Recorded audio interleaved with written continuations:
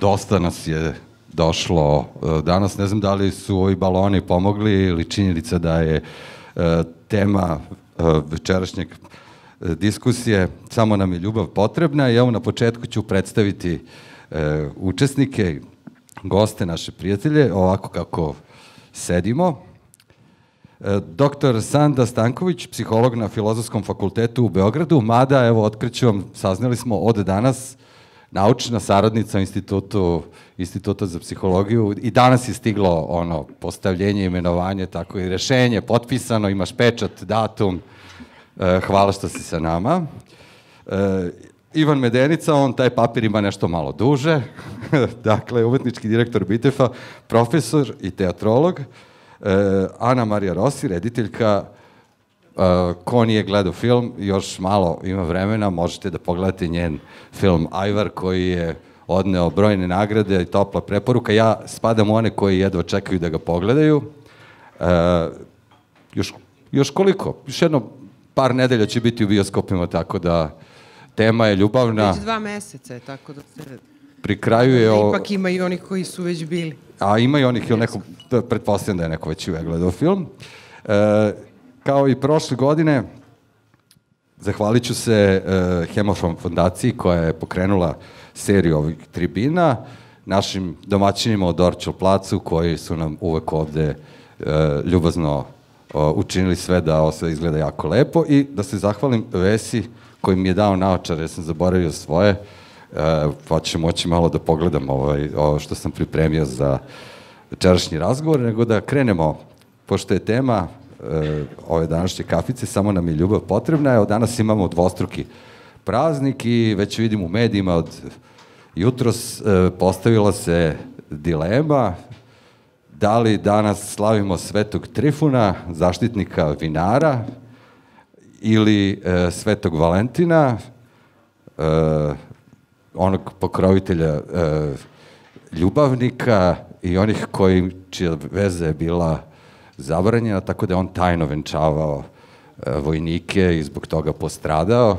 Oba sveca su nekako univerzalne, ali ga slave obe velike konfesije, pravoslavni i katolici, tako da je u brojnim anketama na televiziji bilo pitanje za prolaznike na ulici šta slavite, da li slavite jedan ili drugi praznik. Sad to je nekako postavljeno kao dihotomija ili treba da se odlučite. Ja mislim da to sve nekako ide jedno s drugim. Dan zaljubljenih je samo povod za ovaj naš večerašnji razgovor. Ja mislim da ćemo možda uspeti da popričamo više o tome šta je ljubav u današnje vreme, kako izgleda ta predstava o ljubavi, kako izgleda ljubav u vreme koje je možda ispunjeno nekim drugim vrednostima i izazovima. I evo, samom početku da pitam goste šta misle uopšte o tom prazniku, danu zaljubljenih, o jednom danu koji se kao posvećuje veličanju ljubavi ili to romantičnoj predstavi ljubavi. Sada ti si pisala i blogu na tu temu. Kad kažeš kao dan zaljubljenih, o kakvoj ljubavi se danas govori? O čemu govorimo kad govorimo o ljubavi? Nekako moja prva asocijacija kad se spomene dan zaljubljenih jeste da je to u stvari dan kada mi treba nekako da, to je ono što sam i napisala, da pokažemo i dokažemo nekako sebi i drugima i partneru da se volimo, da smo srećno u paru, da je nekako sve između nas okej. I nekako da je to prosto jedan kolektivna igra u kojoj svi mi to tako radimo. Naravno, oni koji odlučuju da u njoj učestvuju, tako da mislim da to pitanje da li je Sveti Valentin ili Sveti Trifun nije nekako ključno za ljude kojima je ovaj dan bitan. I onda sam razmišljala o tome šta je u stvari motiv i zašto nam je nekada baš važno da na taj dan pokažemo i dokažemo da smo voljeni. I u psihološkom smislu to mogu biti različiti neki razlozi, ali često se dešava da onda kada smo nezadovoljni u vezi ili kada smo nesigurni, nesigurni u ljubav partnera, u trud partnera, u pažnju koju dobijamo redovno na nekom svakodnevnom nivou, onda mi se čini da nekako taj dan dobija baš posebnu važnost i da nekada se bukvalno pretvara kao svojevrsni test ljubavi i pažnje. I čak često ima i neki rodni moment, pošto uglavnom se na dan zaljubljenih očekuje od muškaraca da iniciraju, organizuju, iznenade, pokažu. Tako da taj neki teret očekivanja i taj izazov testa onda može da nekako pretežno padne na muškarca. Tako da, eto, to je nekako bio moj glavni utisak, da je to dan kada nam je možda nekada jako važno da uverimo sebe ili druge da smo voljeni, iako možda baš nismo. Ivane, Bitev imao slogan "Počnimo ljubav iz početka", naravno tu nije bilo samo pitanje nove veze i prelaska iz jedne ljubavi u drugu, nego preispitivanja uopšte tog kontakta i bliskosti na najrazličitijim nivoima. Kako ti gledaš na taj koncept, pošto je ljubav nekako univerzalna umetnička tema, ima i pozorištu i šta je tebi asocijacija na taj dan ili na priču o ljubavi? Da, pa ja bih počeo od ovoga od čega si ti počeo na početku, da li slavimo Svetog Trifuna ili Svetog Valentina. Iskreno rečeno nisam znao da je Sveti Trifun zaštitnik vinogradara, je li tako? Ali kad sam to sad od tebe čuo i naučio, meni je prva asocijacija bilo, bože, pa mislim kakva je to dihotomija, kakva je to suprotnost, mislim, nema tu nikakve suprotnosti i Svetog Trifuna i Svetog Valentina, dakle, svece, nadilazi, objedinjuje jedno veće i značajnije božanstvo pagansko, a to je Dionis, koji pokriva ceo taj spektar, dakle, i proizvodnje i konzumacije vina, i erotskog zanosa generalno, samozaborava koji uz to ide, iracionalnih snaga, nagona koji se pokreću i tako dalje. Tako da to je ono što ja na fakultetu sa studentima na prvoj godini, odnosno već na prvim časovima prve godine govorim.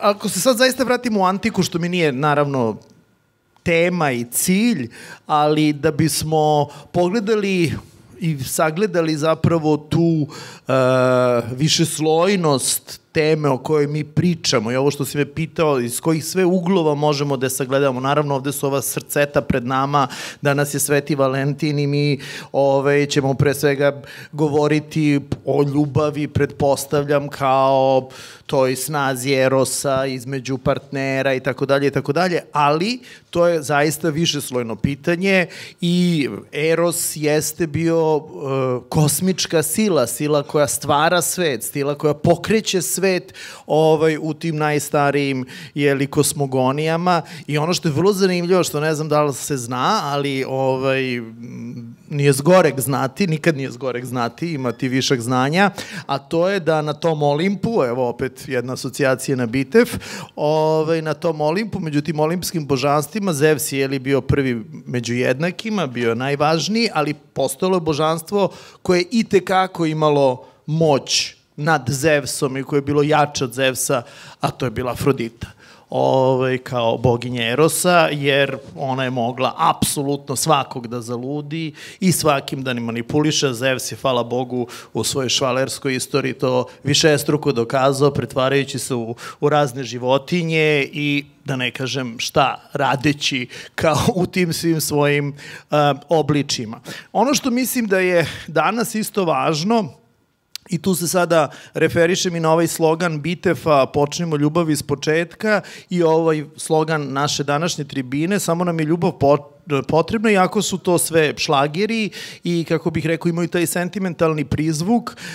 Mislim da ni u slučaju ove naše tribine, a u slučaju Bitefa izvesno, zapravo se temom ljubavi nismo bavili na neki naivni, sentimentalni način, odnosno imajući u vidu samo taj neki naivni, sentimentalni, romantični to helijumska srca, obličje i izdanje. Naime, ljubav je danas, i tu postoji neke ozbiljne studije, knjige, i hiperpolitičko pitanje, i to je nešto što mene posebno zanima. U kontekstu Bitefa, da sad zaokružim stvar i vratim se na tvoje pitanje, dakle, mi smo uzeli naslov te čuvene pesme Aleksandra Koraća, naravno tražili autorska prava i dobili ih, zahvaljujući sinu pokojnog kompozitora, evo još jedne prilike da mu se zahvalim. Imali na kraju i koncert Beti Đorđević na zatvaranju ovde nedaleko u Luci Beograd, jer ona je najpoznatiji interpretator te pesme, ali ne zato što smo se referisali na neku ljubavnu tematiku, jer Bitef nije imao taj fokus. Ove godine, kad kažem ove godine, mislim na svom poslednjem izdanju, to je bila 2019. jeli, već prošle godine, nego smo se bavili na tematskom planu zapravo različitim aspektima raspada zajednice, fenomena zajednice, od političke, državne zajednice, društva kao takvog, znači nepotpune entropije društvenih odnosa, porodice i na kraju naravno i partnerskih odnosa, i s druge strane, u drugoj polovini festivala pokušavali da u samom pozorištu, u njegovim načinima predstavljanja zapravo nađemo neku alternativu. Fokus je bio na tom takozvanom imerzivnom pozorištu, onom pozorištu u kome nema ove rampe, nema ove svetlosne barijere, u kome smo svi izmešani, i mi ovde na sceni, izvođači, vi tamo u polumraku ili mraku kao gledaoci, gde svi zajedno stvaramo jedan univerzum, jedan svet. Zašto i kako? Zato što smatramo da je zaista, koliko god sad to moglo da deluje tako nekako, ne znam, ezoterično, da je jedan od glavnih problema sveta u kome živimo izostanak elementarnog međuljudskog kontakta, solidarnosti, podrške, razmene, slušanja. To je opšta globalna, kako bih rekao, karakteristika ili karakteristika globalnog sveta. Mislim da je u ovoj našoj sredini posebno izražena. Mi nikad nismo imali kulturu dijaloga koja podrazumeva pre svega da saslušaš onog drugog, a mislim da smo kao nasleđe 90-ih, kao činjenicu da mi živimo, imamo psihologa, pa neću baš sad da se tu nešto mnogo frljam, ali da mi zapravo živimo neke neproživljene, nesvarene, kolektivne traume s kojima se nikad nismo kao društvo suočili, pre svega mislim sa našom odgovornošću kao društva za ono što se dešavalo 90-ih, da je to kod nas još potenciranije i da mi zaista živimo u društvu gde je mržnja dominantno osjećanje. I to je ono što je meni potpuno fascinantno u Srbiji, u Beogradu, kad se vratim negde s polja, s nekog putovanja i tako dalje, kako ovde ljudi mrze. Mrze sve, mrze nekog zato što, mislim, ima bolja kola od njih, mrze zato što vole da mrze. Tako da, imajući to u vidu i globalno stanje i ovo naše lokalno, smatrali smo da zaista je vrag odneo šalu i da moramo da se back to the basics i da zaista ja volim, i time ću da završim, to sam i danas kada smo Suzana i ja gostovali na N1 iskoristio kao jednu metaforu, ono što se u belom baletu, u klasičnom baletu zove podrška.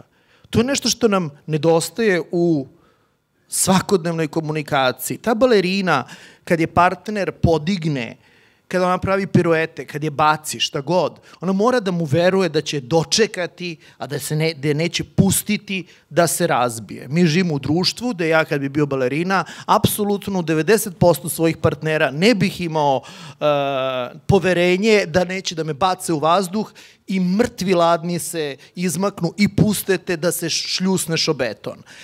To je nešto što mislim zaista, hajmo da počnemo od toga da imamo poverenje u ono ko stoji preko puta nas, kojim smo u nekoj razmeni, da ti neće nabiti nož u leđa i da možeš kao balerina da očekuješ da će te čvrsto dočekati kad napraviš svoju lepu piruetu i treba da se dočekaš na zemlji. Hvala ti, Ivane. Znači, kad se vidimo u visini, da li će neko biti tu da nas dočeka? Ana Marija, ti si se takođe bavila ljubavlju i u ovom poslednjem filmu, u filmu Ajvar, do duše razvojem jedne veze i njenim krajem.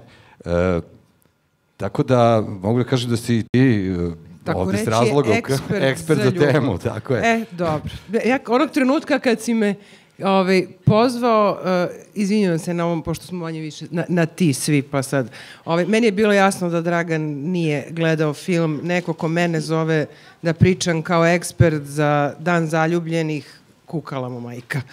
Tako da, aj se vratimo za početak, ovaj deo koji je Ivan ispričao je nešto na što ćemo se verovatno večeras vratiti nakon ovog nazovi uvoda, jer je to važnija tema, ali nam je povod Dan zaljubljenih, takozvani najkomercijalnija slava, najkomercijalniji praznik koji postoji na planeti sad već. I meni je iz godine u godinu sve bizarniji i danas sam čak videla da nije ovoga, ne bi ni znala koji je podatak i koja je to količina novca koja se obrne, potroši, utuca u ova srca, večere, kakve god sad već ide do bizarnih poklona i načina trošenja novca na ovaj dan. I to je jedna ozbiljna industrija. Meni to s druge strane govori da je to verovatno ono što nam u ovom trenutku, ta zaljubljenost ili kako već tu, u šta prevodimo tu ljubav na ovaj dan, da je to ono što nam u ovom momentu najviše nedostaje. I verovatno je to ono što najmanje imamo ostalih 364 dana u godini i onda je to, pretpostavljam, i najlakše komercijalizovati i od toga napraviti ovo u što se taj dan pretvorio. Za početak, taj dan se i zove Dan zaljubljenih, ne zove se Dan ljubavi i da ne bismo slučajno grešili, iako ćemo mi pričati o ljubavi u raznim oblicima večeras, to nije isto. Mislim, to je, naprotiv, to su dve različite stvari. Ovo nije Dan ljubavi, on je ono što se i slavi, Dan zaljubljenih i bez ikakve želje da nekako u startu anuliram ili demistifikujem ovaj praznik, ali ja nisam od tih fanova tog lako bolesnog stanja početka ljubavi koje može i ne mora da preraste u ljubav. Tako da ima nas koji čak imamo ozbiljan, pretpostavljam da nisam baš jedina, ozbiljnu frku od tog praznika. Meni je, kad čujem Dan zaljubljenih, meni je to kao da sam čula dan borbe protiv kancera. Mislim, samo što je malo komercijalnije. Nekako imam, to je moja asocijacija za početak na ovo čemu sam došla da pričamo.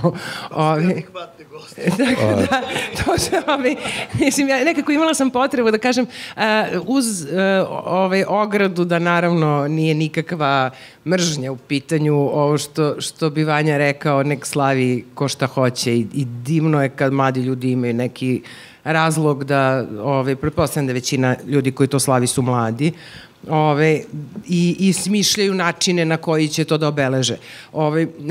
Vanja i ja smo slična generacija, znamo se jako dugo. Mi kad smo odrastali, to nije se nikada slavilo. Mislim, to nije postojalo uopšte. Mislim, s druge strane, nije baš bivalo da mi nismo u tim godinama umeli da se zaljubimo. Nekako je to drugačije izgledalo i nije moralo da se na jedan dan u godini obeleži, jer ako se to tad ne desi, plafon će da padne, devojke su uvređene, muškarci moraju da imaju pune novčanike, već sve što ide. Nije tako izgledalo. Ajde opet da ne ulazimo u to da li je to bolje ili gore, ali to je verovatno ono što nam je vreme donelo. Ako bih se usudila, rekla bih da nam je to donelo vreme u koje nam je uzgred ili u istom paketu donelo i neku vrstu ovog o čemu smo govorili, otuđenosti, poremećenih odnosa, način na koji ljudi vole se razlikuje. Ne kažem da ljubav postoji u današnje vreme u manjem obliku nego što je i postojala od uvek, nego govorim da su načini pokazivanja i načini, ajde kažemo, življenja, nemam bolju reč, te ljubavi, malo drugačiji. I to sa čim se sudaramo dnevno, na kraju nas dovodi dotle da smo prinuđeni da ne možemo da izbegnemo taj 14. februar, čak ni ja koja to u životu nisam proslavila, ne znam kako se to, mislim, ne znam šta i zašto bi se tog dana slavilo. Samo da ti kažem da pre 14. dolazi 13. februar, to je takođe nezvanično dan švalera i ljubavnica. To već razumem. Tu se inače potroše...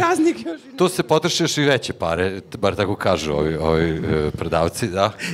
Pošto si rekao da možemo da se slobodno nadovezujemo i uskačemo, mislim da je Ana rekla jednu važnu stvar, ali da dobro možda ne preterujemo sa demistifikacijom povoda za ovaj naš razgovor, jer taj dan zaljubljenih je samo povod da bismo pričali o ljubavi, kao što smo svi konstatovali.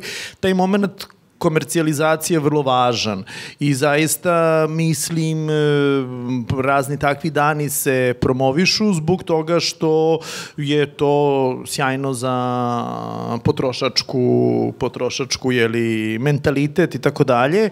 I ja imam generalno problem sa tim danima kada se neke važne stvari, se nešto proglasi danom nečega. U redu, da, time ti, ako kažeš, ne znam, dan ljudskih prava, ti skreneš pažnju na neki sistem vrednosti koji je jako važan, koji je neki možda društvima zanemaren, potiskivan i tako dalje, ali to kao dan žena i dan ljubavi, pa uvijek imamo taj problem da li je moguće da je to nešto što zaslužuje da se samo jednom godišnje obeleži, da mu se oda poštovanje, izrazi poštovanje i tako dalje. Dakle, u osnovi toga se nalaze komercijalni razlozi. Eto što kaže Ana, kad smo mi bili klinci toga nije postojalo, pošto smo živjeli u socijalizmu, nismo živjeli u kapitalizmu kao danas, ali nema veze, možemo se složiti da je to, ako ništa drugo, vrlo lep povod da mi ovde pričamo o ljubavi, što je tema nad temama, sigurno.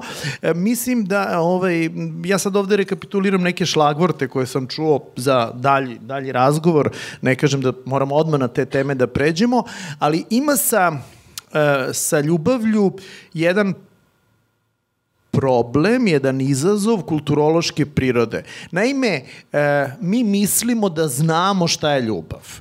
I kad se kaže ljubav, govori se, prva asocijacija da je to jedno univerzalno osjećanje koje su svi ljudi u istom obliku od kako je sveta i vijeka iskusili. To nije tačno. To je zapravo jedna romantičarska idealizacija. Ljubav i koncepti ljubavi imaju svoju istoričnost. Izvinite, ja sam istoričar pozorišta, to je ipak neki istoričar. Znači, imaju i njihove umetničke reprezentacije. To se menja kroz vreme.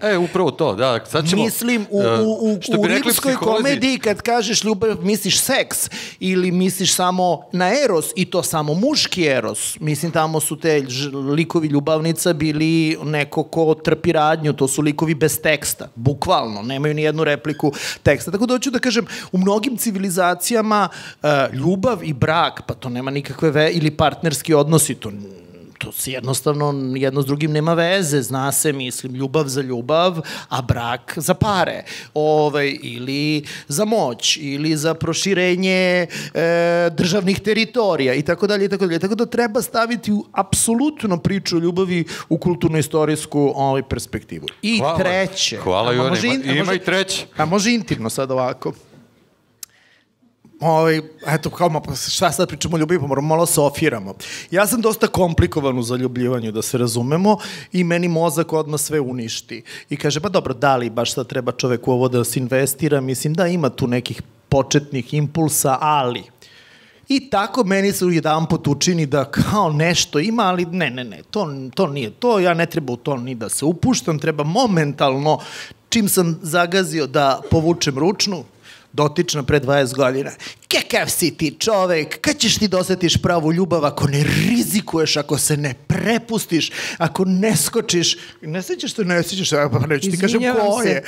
Zvuči kao ja pre 20 godina. Pre 20 godina skoči na glavačke u to, probaj. Ja kažem, ajde, dobro, evo, kaže mi dobra prijateljica, skoči na glavačke, probaj, skočim na glavačke, probam i razbijem se. Ako ti je za utehu, probala sam i ja to isto više puta o beton, tako da, evo... Dobro, znači moramo da dodamo u temu... Javno izvinjenje. I ljubavne brodolome, moramo da dodamo, da.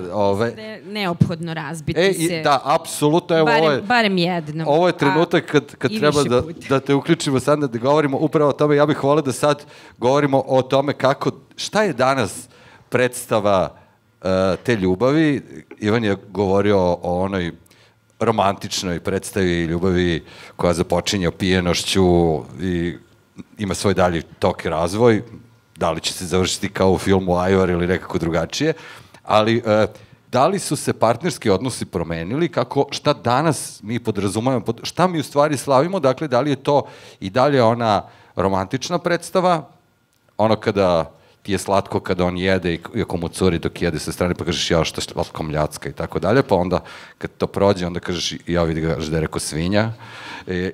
Ili je to sad jedan onako partnerski odnos koji je nalik na poslovni odnos, koji je kao odnos u banci. Dakle, mi smo nekakvi zajednički jemci nekakve naše budućnosti, pa smo tu kao digli nekakav emocionalni kredit koji ćemo da otplaćujemo narednih 30 ili 50 godina. Ti se time baviš, dakle, šta je danas ta veza? Kako izgleda taj partnerski odnos o kom danas govorimo kada govorimo o ljubavi? Pa ja bih rekla da to nije jedna predstava, nego upravo da imamo više predstava koje međusobno čak mogu biti potpuno različite, koje nekako utiču na nas i na to kako mi navigujemo kroz naše odnose ili nedostatak istih. Ova predstava o romantičnoj ljubavi, mislim da je ona i dan danas jako jaka i mislim da ona ima neki dominantan uticaj. Znači, kada ljudi razmišljaju o ljubavi i o partnerstvu, svi pođu od te neke idealizovane predstave romantične ljubavi koja je, eto, ta neka zanesenost i strast koja nekako traje večno i izaziva samo sreću i inspiriše i tako, ničim ne frustrira, ne dovodi do nezadovoljstva i tako dalje. I nekako sama od sebe tako gori kao neki večni plamen. Tako da mislim da je ta ideja najdominantnija kada ljudi zamišljaju to kako njihov odnos treba da izgleda sa nekim. S druge strane imamo te ideje koje smo mi nekako nasledili slušajući naše, ne samo slušajući, u stvari više gledajući kako mi učimo od naših roditelja, kako naši roditelji uče od njihovih roditelja o tome šta je ljubav, šta nije ljubav, to je tako što gledamo i upijamo. I nekako poruka koja se prenosila kroz generacije kod nas, rekla bih, to je jedna poruka ćuti i trpi i tako do kraja. Kako god daje, treba da se istrpi, ne treba talasati i taj brak treba da opstane do samog kraja. To je poruka sa kojom nekako generacije danas takođe izlaze, jedna od poruka sa kojom izlaze na tu scenu ljubavnu i partnerskih odnosa. A ta poruka je nekako potpuno u neskladu sa ovim romantičnim idealom, kao i sa porukama koje danas masovno stižu i tom idejom da mi danas živimo u jedno vreme slobode izbora pre svega i slobode toga da biramo životni put kakav god hoćemo, partnera kakav god hoćemo, da izađemo iz odnosa onda kada nam ne odgovara, znači potpuna sloboda. Tako da, to su te mešavine predstava. Onda, i na kraju, imamo ovu predstavu o kojoj najviše nekako pričamo mi, psiholozi i psihoterapeuti, a to je ono što bi bila neka realna predstava o tome kako ljubav i kako jedan partnerski odnos može da izgleda danas ako želimo da on bude dugotrajan i da nekako ima maksimalno pozitivan efekat i na sreću i blagostanje, ali i na naše zdravlje i na naš psihološki razvoj. A ta slika je nekako, ona sadrži i zanos, sadrži i inspiraciju, sadrži i podršku, sadrži i snagu, sadrži i to jedno partnerstvo u svakom smislu, prijateljstvo, ali sadrži i puno frustracija, sadrži i nezadovoljstva, sadrži i stalne nove izazove. Taman kada smo nekako prevazišli jedan, pojavljuje se novi, da li smo ušli u neku sledeću razvojnu fazu partnerstva ili se desilo nešto. Tako da ti izazovi i frustracije nikada ne prestaju.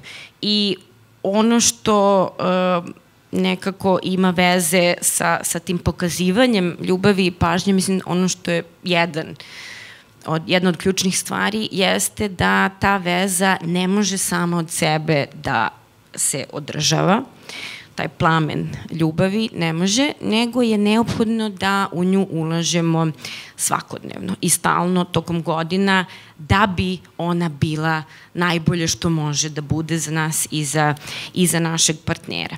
I mislim da je to nekako važno pitanje zato što ove romantične predstave ne govore ništa o tome, one govore o tome otprilike ako nađeš pravu osobu, to će sve biti fantastično i ići će lepo i glatko. I mnogi ljudi samo dotle i stignu svojim razmišljanjem, samo da nađem tog nekog ko je super i kao sve će onda biti odlično. A u stvari tek tada počinje rad na vezi i ulaganje u vezu i ono što istraživanja pokazuju, to sam i ja dobila u svom istraživanju za doktorat, jeste da parovi u Srbiji poprilično visokim ocenjuju emotivnu podršku koju dobijaju jedno od drugog. Većinski ocenjuju da su jedno drugom dobri prijatelji, da su tu jedno za drugog kad treba, kad su u problemu. I to je recimo jedna razlika u odnosu na ranije generacije. Pokazuje se ranije generacije naših roditelja i baka i deka bile su emotivno zatvorenije, znači nije bilo toliko emotivne razmene, nije bilo toliko otvaranja, pokazivanja neke slabosti, ranjivosti, a to se nekako danas menja i to je u stvari pozitivna stvar, tako da nekako mi možda danas mislimo da su partnerski odnosi, obzirom na to kakvi su inače odnosi i kakva je atmosfera u društvu, mislimo da su i oni nekako degradirani, ali istraživanja ne pokazuju to. Možda čak partnerski odnosi predstavljaju neku oazu upravo u ovo vreme u kome živimo. Sad, jedan kuriozitet, recimo, ono što parovi sami saopštavaju da najređe rade, jeste da daju jedno drugom komplimente. I to je sad možda jedna tema za razmišljanje zašto je tako, a to je negde možda i najjednostavniji vid pružanja ljubavi i pažnje koju mi možemo da obavljamo na svakodnevnom nivou. I ono što je takođe tu važno kad pričamo o tom ulaganju jeste da to ulaganje važno je da bude u skladu sa onim što onaj drugi očekuje. Mi nekada radimo ono što mislimo da je pokazivanje ljubavi, a naš partner ili partnerka čeznu za nečim sasvim drugačijim. Tako da ja ono što čujem, pošto se ja bavim i psihoterapijom, ja ono što čujem u praksi jeste ja bih voljela više nežnosti, više ljubavi, više dodira, znači dodira i nežnosti, a on kaže da, ali ja puno radim zato što ja upravo želim da zaradim za našu zajednicu da bismo imali za ovo. To je takođe dokaz moje posvećenosti i ljubavi. Tako da su oni tu u neskladu u tome kako jedno drugom pokazuju ljubav. Ili obrnuto, muškarac koji pokazuje neke romantične gestove, ali žena bi voljela da on preuzme pola kućnih poslova i da pere sudove i da za sobom čisti. To bi za nju bio dokaz da on nju razume, da uvažava njene potrebe, da mu je ona važna. Tako da, eto, to su neki primjeri kako nekada načini na koje pokazujemo ljubav i mislimo da to radimo nisu odgovarajući, jer prosto nisu ono što je drugome potrebno. I ja mogu o ovome da pričam jako dugo, ali ajde još jednu stvar, mislim da je važno i da je to nešto gde mi još uvek osjećamo stid i žene i muškarci, a to je da zaista kažemo šta nam je potrebno.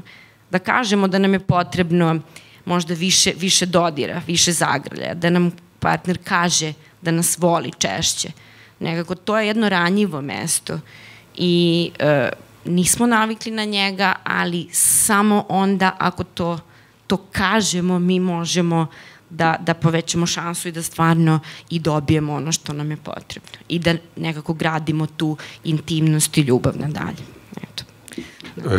Ivane, koliko je pozorište pratilo ovaj razvoj partnerskih odnosa i da li se to može osetiti u inspiraciji, u tekstovima i komadima? Ja kada najkraća definicija partnerskog odnosa koje se ja sećam u ovom trenutku je izgovorila jedna od alfa sponzoruša u Srbiji, Marijana Mateus, koja je to definisala kao da ljubav počinje hemijom, nastavlja se biologijom i završava se matematikom. I mislim da je ona uspela da sažme ljubav u doba tranzicije, vrlo jasno i jedinstveno, pa je zato i citiram. Kako to onda izgleda u pozorištu? Eto gosta koji nedostaje. Apsolutno. Čist višak. Pa, naravno, ljubav je jedna od dominantnih tema u umetničkim reprezentacijama od kako je sveta i veka, ništa tu originalno neću reći kada to kažem, s tim, I to je neka vrsta ljubavi. I to je naša mačka. Ona nam u svakom slučaju nama ovde na sceni, bar Ani Mariji Rossi, pokazuje pažnju.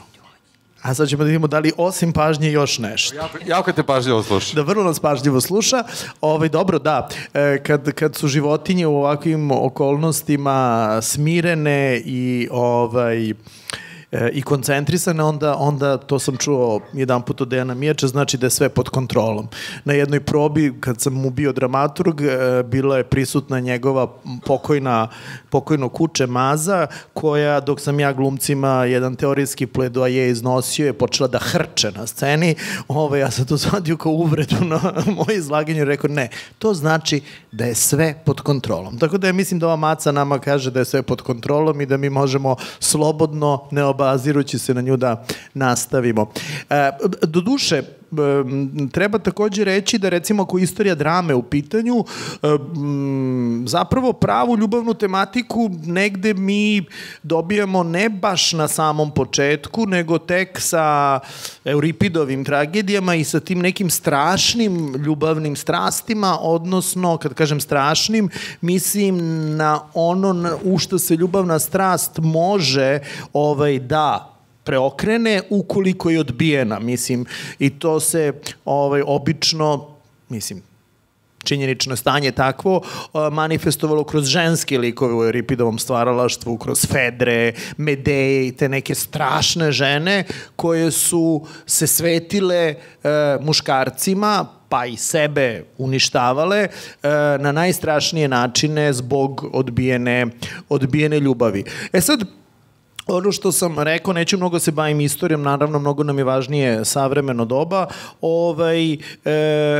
U dramskoj književnosti imamo, znači, to, manifestacije naličije ljubavi, onda kada je ljubav odbijena, onda imamo zapravo razlikovanje, zadovoljavanja u istoriji komedije. Istorija komedije, mislim, glavna struja u istoriji komedije, pa sve do ovih, kako se zove, i savremenih nekih soap opera i tako dalje, jeste želja da se zadovolji strast, i to obično kaže muškarca, žena se tu manje pita u toj tradicionalnoj nekoj perspektivi, i mislim zapravo se ceo zaplet svodi na to kako prevazići prepreke u tome da taj mladić koji je zanesen jer je zaljubljen, dakle on je u ovom prvoj fazi, kako da on prevaziđe prepreke nekog namćarastog oca, nepoverljivog, škrtog i tako dalje, i dođe do te devojke koja, kažem, obično je lik i gotovo bez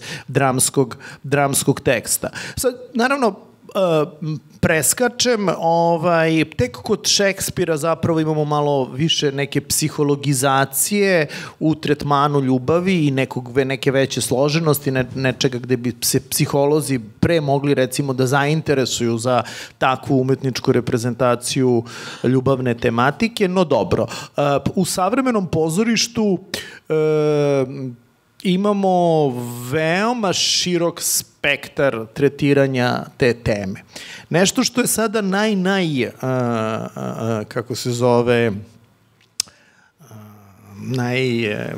recentnija problematika ili nešto najaktuelnije, najviše trendi, ajde tako kažemo, do te mere trendi da sam ja to tek skontao pre par meseci, te to neće biti tema narednog Bitefa, ali možda hoće biti onog tamo, to je kriza muškosti. Kriza muškosti shvaćene u nekom tradicionalnom, patrijarhalnom konceptu i mislim da je to dobar šlagvord za nešto o čemu bismo mogli da pričamo, a to je da se zapravo u drugoj polovini 20. veka jedna od najvećih revolucija jeste revolucija u poimanju partnerskih odnosa, u poimanju seksualnosti i da možda nismo dovoljno svestili do koje mere tu više ništa nije kao što je nekad bilo. S jedne strane, opstaju neki socijalni modeli organizovanja ljubavnog partnerskog života, odnosa, neki patrijarhalni modeli, ali to je kao neko odelo koje nosite sa 18 godina, nešto što ste nosili sa 11. Jednostavno, to više apsolutno ne može da vrši posao.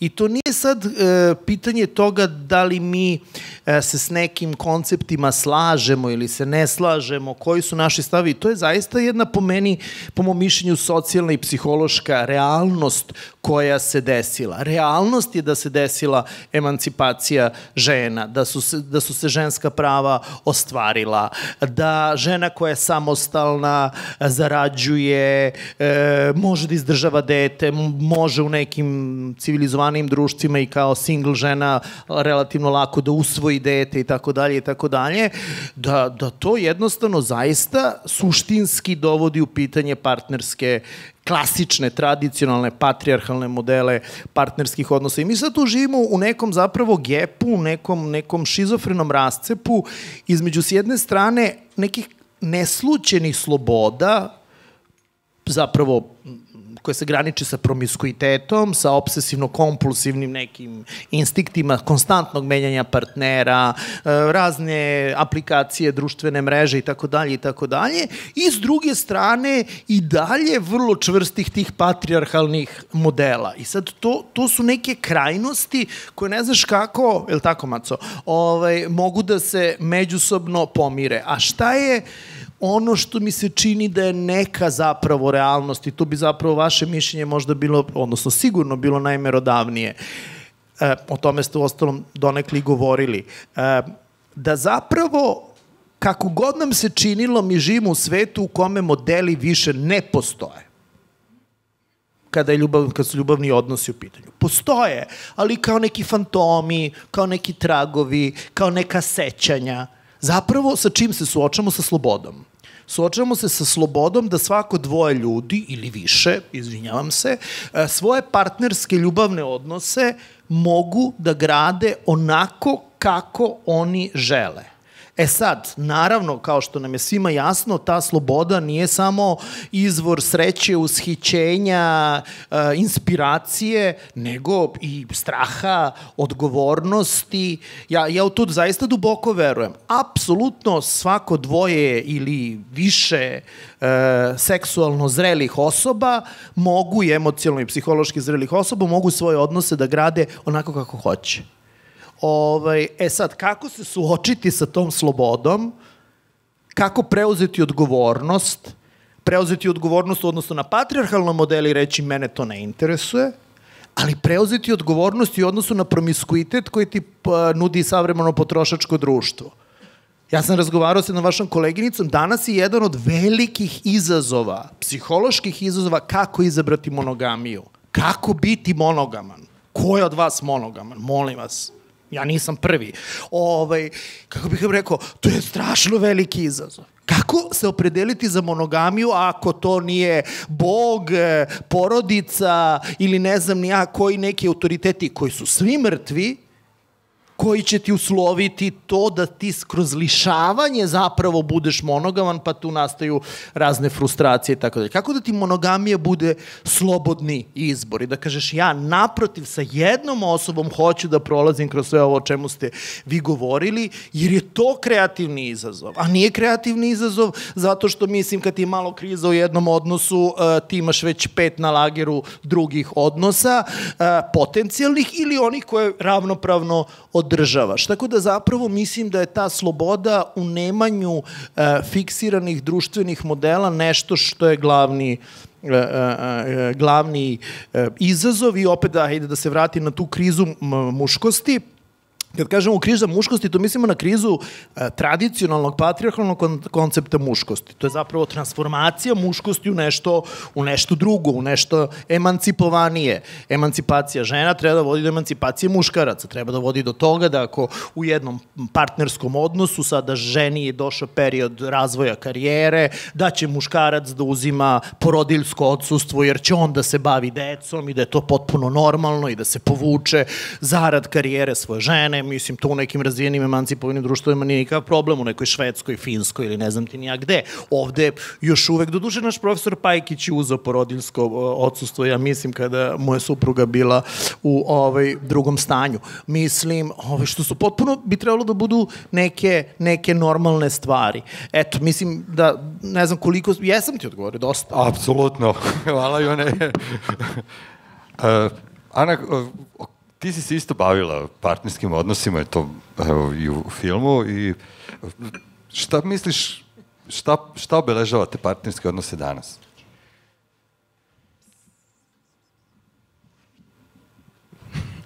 Ne ćutim slučajno. Ja nemam odgovor o partnerskim odnosima. Od ove su došli potkovani, teorijski. Kod mene se to, sam da vidim, ja mislim, daj mi ovaj tvoj. Čuješ se dobro, ne brini.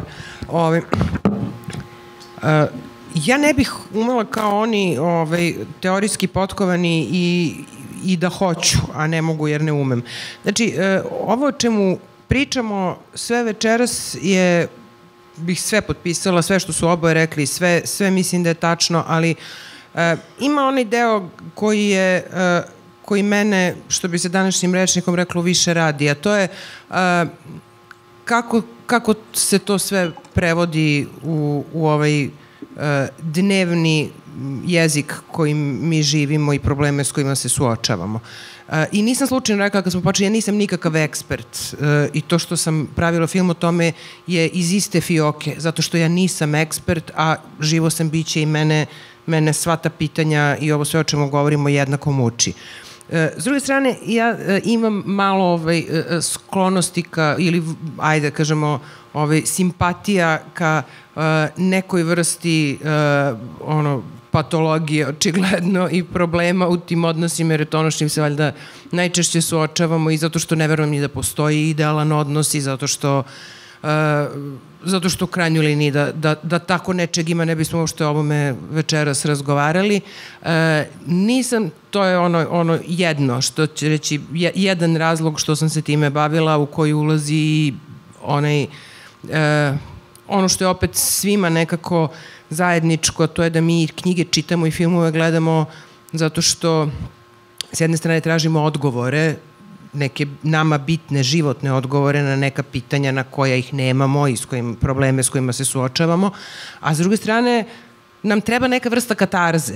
Mislim, to je užasno važno za život, bar se meni čini, i ne tražimo je slučajno u umetnosti. Inače bi nam bilo dovoljno i ono što nam neko drugi kao svoje iskustvo ispriča, ali činjenica da se time bavimo drugačije i ta želja naša u privatnim životima da dosegnemo to nedostižno savršenstvo, je zapravo i želja za nekom vrstom katarze, nešto što je, što taj odnos zemaljski i često banalan čini uzvišenim i daje nam neki razlog zašto je to jedna od najvažnijih tema u životu. I na stranu svo moje zavitlavanje na temu današnjeg dana, to jeste i pokretač i motivacija i sve. Sad, na ovo pitanje opšte gde bi ja mogla bilo šta ti kažem, zapravo jedino što me stvarno u tim odnosima sve više muči je ovo, ili je jedino, ali jedno od velikih stvari. Ovo što je Vanja spomenuo, nedavno sam opet naletala na jedan od onih mojih omiljenih grafita da je baba dedi stala svaka 2 minuta poruke gde si, što se ne javiš, što me ignorišeš, ne bi bili 50 godina u braku. Ali to je ona iz ove iste priče dokle smo stigli, šta su nam dale slobode, šta se promenilo i šta nam u tom smislu sad pa nedostaje. Mislim, nije to samo, vidimo mi to i po ovoj popularnoj kulturi, i po filmovima, i po knjigama, i po svemu gde živimo, sve se promenilo i kad smo došli do toga da je James Bond morao da pretrpi političku korektnost, jasno vam je do koje mere se sve promenilo. Ali je nekako, ima nešto što, ne mogu da kažem da li je dobro ili loše, ali je tako. Da su nas naše slobode ženske, za koje ću ja prva da se zalažem za sve vrste izbora mojih, da ili ću se boriti, ili su mi već omogućeni, ili kako god, apsurdno te dovedu dotle da izgubiš usput nešto što je, ne znam kako bi ga i opisala da nekog ne uvredim, ali ne kažem da smo izgubili i da nemamo ono kao mačo model muškarca, ali smo izgubili neki model koji, ili ajde, možda je tačnije što je Vanja rekao, nismo dobili model koji je dovoljno razvijen u odnosu na razvitak žena i dovoljno adekvatan. Ako se ženski model promenio, muški nije ili dovoljno ili na bolje. Ne znam kako bih tačnije to definisala. Muškarci nisu evoluirali. Nisu. Nažalost, ne u meri u kojoj... A muškarcima treba pomoći da evoluiraju. Da, nije to nikakva kritika. To je, ja čak nisam sigurna da li je razlog tome upravo ovo što sam se ja izborila da mogu sama. Ako ja mogu sama, to znači da šaljem poruku na svaki način da mi ne treba pomoć. Znači, da onog trenutka kada poželim da imam pomoć, da imam leđa, da imam neku vrstu, drugu vrstu podrške, pitanje je da li je to dovoljno čitljivo. Jer evidentno mi ne treba da mi plaća struju i da mi zove taksi. Mislim, to umem sama. Kako da kažem, nema tu... nisam ja mnogo srećna zbog ovih kako se to kaže, nisu oni novo uspostavljeni odnosi, ali jeste nekako razvijen, novi mladi, što vi mladi, ne kažem ja da je to idealan model, iako ću da se borim za svu vrstu sloboda i promene u krajnjoj liniji neminovna i prirodna. Mogu samo nešto da repliciram. Ja bi sad nekako profesorski, samo ukratko, da napravimo jednu možda sintezu. Jer ovo što si u početku govorila, da bismo išli dalje, naravno, umetnička reprezentacija se zasniva na romantičnim, idealizovanim, nesrećnim, monstruoznim, hendikepiranim, idealnim i ostalim ljubavima. I mislim, ne bi bilo umetnosti da nije takvog tretmana ljubavi. I to nas umetničkim delima uzbuđuje, na ovaj ili onaj način dovodi, upotrebilo se izraz katarze, do neke katarze, ali mislim da treba da nam je jasno da to što nas o ljubavi uzbuđuje i pokreće umetnosti, nije isto ono što od ljubavi treba da očekujemo u, kako bih rekao, svakodnevnom životu. Mi treba da težimo nekoj vrsti emancipacije tih odnosa kako bismo se osjećali kao ostvarene, zadovoljne osobe u tom modelu koji živimo, makar izabrali na kraju da budemo i single. I mislim, imali partnere tu i tamo, sporadično bili single. To će svaki psiholog i psihijatar da vam kaže, da su u svojoj koži osjećate dobro. Tako da tu treba, jer mi često kažemo, pa vidi šta je, nema velike ljubavi ako nije nesrećna i onda ti malo se utripuješ i ako je tvoja ljubav nesrećna da to tako treba, pa ne treba. Ne treba, to je umetnost. A psiholog će da vam kaže šta treba da uradiš da bi se osjećao dobro u svojoj koži, koji god da ti je konačni izbor. Ali da dođeš do toga da si u stanju da taj svoj izbor ostvariš. Makar, kažem, izabrao da budeš single. Izbor kao i svaki drugi. To je jedna stvar. Druga stvar, ova sad tvoja blaga kritika na temu posledica emancipacije tih odnosa, ja se s tim potpuno slažem donekle. Zato što nije emancipacija u svim sredinama došla do istog nivoa. U najemancipovanijim sredinama nije nikakav problem za emancipovanu i ostvarenu ženu da joj se kao važni atributi i u javnosti pominju da su dobre i uspešne majke i bake. Jer one su opisale ceo krug. Znači, ostvarile su se na svim drugim poljima. Evo, daću vam jedan primer. Ja sam neki funkcioner Svetske organizacije pozorišnih kritičara i naša predsjednica, prvi put u istoriji Međunarodne organizacije pozorišnih kritičara, ima ženu predsjednika, feministkinju, Šveđanku. I mi smo, nas dvoje, još jedan kolega iz Rumunije, smo bili prvi članovi Međunarodne organizacije koje jednu našu konferenciju radi u Africi, u Nigeriji, u Lagosu. I sada vi imate jedan patrijarhalni model društva, tu ima uspešnih žena, ostvarenih profesionalno žena, ali sad to je jedno hijerarhizovano društvo, to su sve neki rituali i tako dalje. I sad imaš jednu Šveđanku, skromno izgledajuću luteranku, protestantkinju, onako u pantalonicama i bluzi, dok oni svi dolaze na konferenciju u svojim tradicionalnim kostimima i ona je, neću sad da zvuči ovo politički nekorektno prema Afrikancima, da kažem iz njihove vizure kao neki poglavica. Ona je sad tu glavna u hijerarhiji. Sad je užasno meni bilo kulturološki zanimljivo da vidim kako oni nju tretiraju kao glavnu. Pritom ona nema stav glavne, ona ima naprotiv stav ja sam prva među jednakima, ja sam feministkinje Švedske. I onda su oni sada, pošto to ja tebi Vojvodo, ti meni Serdare, ja pošto sam direktor konferencije, ja sam kao schedule, ovo što ti treba, timing, Medenice, nemate toliko vremena, a tamo ne možeš to da postigneš dok se jedni drugima ne zahvaljujemo, ne ispoklanjamo, ne kažemo koliko je velika ova druga strana i tako dalje. I sad kad su se njoj obraćali, oni su naravno isticali sve njene profesionalne kvalitete, ali su rekli iz svoje kulture, a ona je izuzetna majka, 3 dece i baka, ne znam koliko unuka. I ja joj posle kažem, jao Margareta, vidi bre ovo, kako je to još uvek patrijarhalno društvo, vidi oni tebi sad tu baš bilo neprijatno, kao tvoj kvalitet ističu to što si majka i baka. Što me ona pogleda, ja se tu osetim kao krpa, ona kaže, pa što to jeste meni vrlo značajno, to je vrlo značajan deo mojeg identiteta, švedski feminizam je beyond toga, ja ako sam ostvarena žena, nemoj slučajno da mi kažeš i da sam majka. Ne, naprotiv, ja sam ponosna što sam dobra majka i dobra baka i meni je to vrlo važan deo mog identiteta. Tako da hoću da kažem, kad se taj ceo krug zapravo okrene, tu se neka ravnoteža ponovo postigne. Zato ja zaista verujem da je borba za emancipaciju muško-ženskih i uopšte emotivnih seksualnih odnosa, partnerskih odnosa, ključna stvar. Mislim, ja, i sad ću reći jednu vrlo radikalnu tezu, ja mislim da patrijarhalni model partnerskih odnosa nije kulturna specifičnost, različitost, posebnost, nego patologija. Patrijarhat je patologija. Tu zdravog odnosa, zdravog poroda nema i to treba da se lomi, menja i transformiše. Da, izvoli. Da se nadovežem, potpuno se slažem.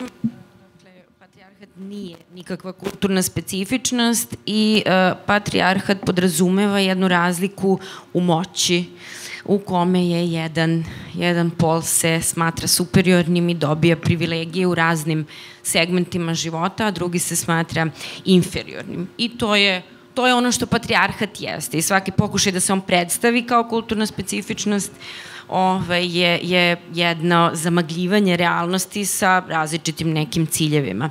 Ali sad kad pričamo o partnerskim odnosima,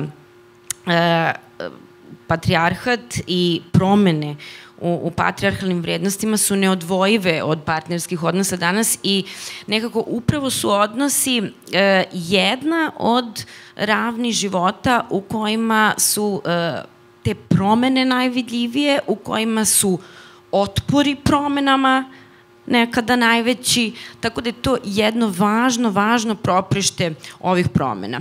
Sad, šta se dešava u realnosti? Dakle, u Srbiji, kad sam spominjala ovu promenu u emotivnoj, recimo, u emotivnom izražavanju i emotivnoj razmeni, mi tu vidimo jedan pomak i čini mi se da je pomak ka ravnopravnosti i ka razmontiravanju rodnih uloga i patrijarhata najveći, ne čini mi se, nego istraživanja to i pokazuju, najveći je pomak u tom domenu.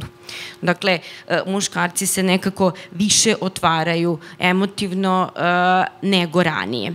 I dalje žene to više rade, kod nas, u Srbiji, ali muškarci se nekako približavaju. Sad kad idemo dalje, sledeća promena je u odgajanju dece. Znači, očevi su sve spremni da se uključuju u roditeljstvo, to kreće od onih prijatnih aktivnosti, smislenih aktivnosti, ali ide i ka ovim drugim aktivnostima koje su onako monotone, dosadne, repetitivne. Dakle, tu je naredni ulazak i najtvrdokorniji stub odbrane patrijarhata u partnerskim odnosima su kućni poslovi. Kućni poslovi, tako je. Ovo istraživanje pokazuju da se i tu postoji neki napredak intergeneracijski, ali sporo ide. Ali je najmanji u odnosu na ove druge aspekte, ali znači i tu postoji. Tako da to su promene koje se dešavaju. Sada, ono što mene zanima, dakle ja sam feministkinja, ja sam i psihološkinja i psihoterapeutkinja. Ono što mene zanima stručno jeste taj odnos raspodele moći i našeg mentalnog zdravlja i zadovoljstva vezom i naše dobrobiti. I ono što sva istraživanja pokazuju jeste da, evo, ako pričamo o emotivnom radu, što je on ravnopravniji, znači što više, znači sad pričamo o heteroseksualnim odnosima, naravno, iako rodni moment vrši svoj uticaj i u homoseksualnim odnosima, ali u heteroseksualnim odnosima kada postoji jedna ravnoteža između toga koliko muškarac i žena pružaju emotivne podrške i emotivno se otvaraju jedno ka drugome, tada su oboje zadovoljniji tom vezom i oboje su ispunjeni. Dakle, benefiti su vidni i za žene i za muškarce. Nasuprot tome, kada postoji disbalans, kada žena preuzima više, mi ćemo u tim parovima videti više nezadovoljstva kod žena. Češće ćemo videti depresiju kod žena. I to je u vezi sa bilo kojom neravnopravnom raspodelom moći. Ako pričamo o roditeljstvu, znači što je otac uključeniji u roditeljstvo, takođe, oboje su zadovoljni svojim odnosom, oboje su zadovoljni roditeljstvom, oboje imaju intimniji odnos sa detetom i dete ima višestruke benefite. Tako da to je ono što istraživanja pokazuju i to ne možemo više da ne uzmemo u obzir i da ne razgovaramo o tome ovako otvoreno. Sada, ono što, kad pričamo o ženama, žene i dalje, recimo što sam ja dobila u istraživanju, znači žene koje su jako ambiciozne, koje su perfekcionisti, koje imaju ideju da moraju biti uspešne u svemu, one često više rade kućnih poslova od drugih žena. Što govori o tome da se ta slika, ovo smo sad pričali o očevima, a sad pričamo o muškarcima, a sad kad pričamo o ženama, ta slika žene se nije razmontirala, u smislu žena osvaja nove prostore, ali još ta slika žene koja treba da bude dobra domaćica, pored toga što je i uspešna na poslu i tako dalje, ta slika se još nije razmontirala u potpunosti. I žene nekada sa više, a nekada sa manje teškoća navigiraju kroz te promene. I sada o tome možemo da pričamo na raznim nivoima, znači i intergeneracijski, i porodično, a i kulturološki, ali nekako i te promene kod žena. Važno je da razumemo da nisu tako linearne, nego da tu još uvek ima dosta prostora za promenu koja će na kraju dovesti do toga da, i tu nemam dilemu i istraživanja pokazuju, da ćemo nekako biti svi zadovoljni u našim partnerskim odnosima. Ima ona poslovica da kad sirotinja uđe na vrata, ljubav ide kroz prozor. I sad bih pitao, Anu Ariju, ti si u filmu imala i tu temu odlaska iz zemlje u potrazi za nekim boljim životom, pošto živimo u doba ekonomske krize koja već traje strašno dugo, da li ta situacija može da utiče i na tip i vrstu odnosa, partnerskih odnosa i ljubavi na kraju? Može. Naravno, ali toga je bilo uvek i to nije nikak, mislim da to nije baš sad neka specifičnost ovog vremena.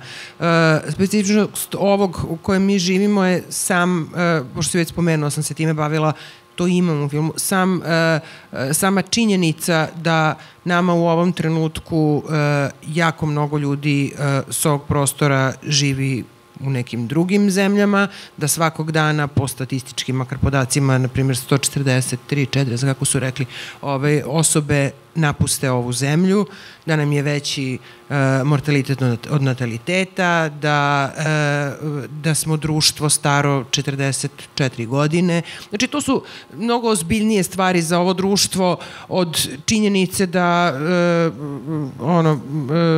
kako si rekao, to je ta srpska varijanta, gde glad uđe na vrata ljubavi. Da.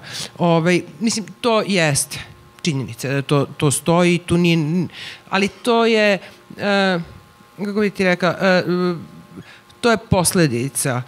Uzrok ovoga o čemu govorimo je nešto drugo i posledica je zabrinjavajuća, jer je ona sad već statistički zabrinjavajuća i živimo u zemlji u kojoj je migracija malo ozbiljniji problem od ovog da bi ga sad vezivala za temu ovu današnju. Zato nisam htela olako da pređem preko nje. Ovi moji konkretno kojima sam se bavila nemaju egzistencijalnih problema u zemlju u koju su otišli su u Švedsku, već smo malo pričali u jednu od tih zemalja koje iz perspektive Srbije su za poželeti za život. I nisu slučajno tamo. Švedska, kad ih u prvom kadru smestiš u Švedsku, nekako imaš dovoljno slobode da se baviš drugom vrstom priča, da ne moraš da objašnjavaš upravo ovo što si rekao, materijalnu pozadinu i kontekst u kom žive, nekako svi manje više razumemo. Da, pusti se snimiš kadar i manje više svi imaju već asocijaciju na Stockholm, o kojem sam pričala. Ima nešto što nismo spomenuli, a sad bi moglo da se veže na temu materijalnog, a to je, i to bi vam sigurno bolji uvod na tu temu napravio, to je ono što kažem, ta priča je od kad je sveta i veka. Mislim, tu dolazimo do nekakvih ključnih parametara za, ako bi kao kod zlata mogla se meri čistota ljubavi, onda je to nešto čime mi baratamo od uvek i do dan danas. I samo se bavimo njome na različite načine. Znači, ajde da se složimo da nema ispravnog parametra za apsolutnu ljubav, jer ne znamo šta bi podrazumevala. Ali znamo da razna vrsta manipulacija, kupovina, igri, ulaska materijalnog u tu vrstu je bivalo je oduvek, biće je uvek, ima je i danas i spada u nešto sa čime se često suočavamo. I u ovom što, ajde, recimo da se ja bavim toj vrsti nekog posla, to se tretira kao značajan umetnički motiv, da li ti je ljubav na prodaju i koliko je i koliko bi žrtvovao za to, i uvek se postavlja neko pitanje apsoluta u ljubavi, da li je merljiv. I čak ima svako malo vrlo svežih primjera, trenutno čak ide neka vrlo zanimljiva serija, ko gleda ove Netflix, HBO-ove, What If se zove, nije nezanimljivo na tu temu. Uvek ima, svako malo, svakih mesec dana postoji, imate recentne primere novih vrsta ljubavi na probi. Tako da je ljubav na probi, kad je materijalno u pitanju, uvek. I to je, što mene nekako ne brine mnogo, cena je samo drugačija, a ulog je isti. Znači, u neka vremena je cena bila jedna, danas je druga, ali ulog je to čemu težimo, to apsolutno savršenstvo u ljubavi.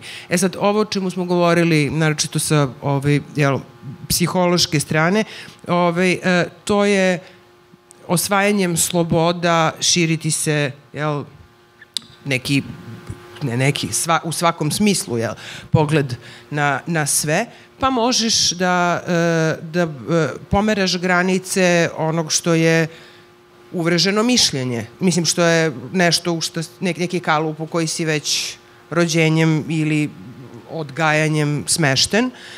Tako da te granice je bitno pomerati zato što olakšavaju život kao je uvek manjini. Mislim, onog trenutka kad osvojiš prostor govorim sad, znači, ajde da krenemo od primera da bi bilo jednostavnije. Kad osvojiš bilo koji mali ženski prostor u nekom Beogradu, moraš da računaš na to da će proći sigurno dosta vremena, ali da će to neminovno stići do, ne znam, Surdulice, nije važno, do nekog manjeg grada.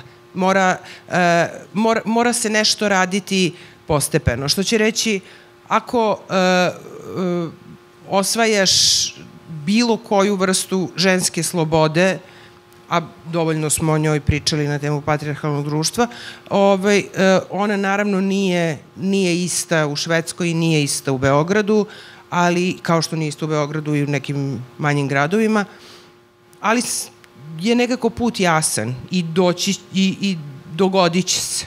Mene da se vratim ono što mene brine, to je da li nam to uvek donosi dobro. Oni su i veći optimisti od mene i nekako imaju do duše te rezultate istraživanja i